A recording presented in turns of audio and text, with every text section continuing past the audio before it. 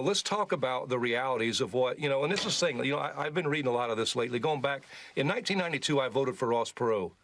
You know why I voted for Ross Perot? For one reason, because he was the only candidate that talked about how devastating NAFTA would be to American jobs and to our manufacturing base. And he talked about that giant sucking sound. I've read this book here in the last week, Save your jobs, save our country. Why NAFTA must be stopped now. You know what's interesting? Since then, Ross Perot's become a prophet. Since NAFTA was inception in 1993, we've lost 90,000 manufacturing facilities in this country, millions of jobs. And these weren't, low-end jobs. These were jobs that paid decent wages, had good benefits, retirement security. No, I agree with you. They built communities. But here's my thing. But here's the NAFTA deal. NAFTA was 30 years ago. The situation that we are dealing with right now, and I agree with you. I'm on the side of the folks that said this did the American workers wrong. Absolutely. But right now, we are dealing with a situation where it's not, these are blanket tariffs. We are dealing with a situation where manufacturing is not going to come back in 2 weeks.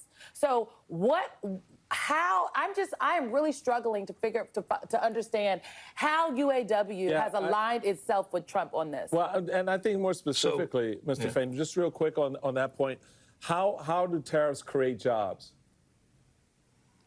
So first off, NAFTA is still causing us to lose jobs in this country. That's true. Our broken trade system is still causing us to lose jobs in this country. And no one from either party has been willing to even address the issue for 30-plus years. That's the first thing. And we support tariffs as a tool in the toolbox, not the end-all, be-all. We got to fix the broken trade system. But tariffs are a motivator to make these companies do the right thing. When we're talking auto, I can't speak for, penguins and all this other crazy stuff going on, but I'll speak to what I know.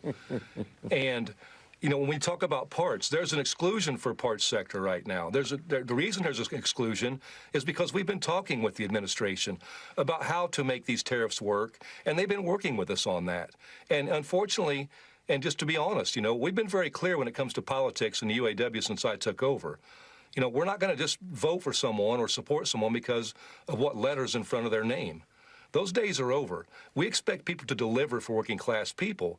And, while we extremely disagree with a lot of the egregious things that this administration is doing, attacks on diversity, equity, inclusion, attacks on federal contracts for workers, attacks on NLRB, on OSHA, where we just had a fatality recently. We need more OSHA regulation, not less.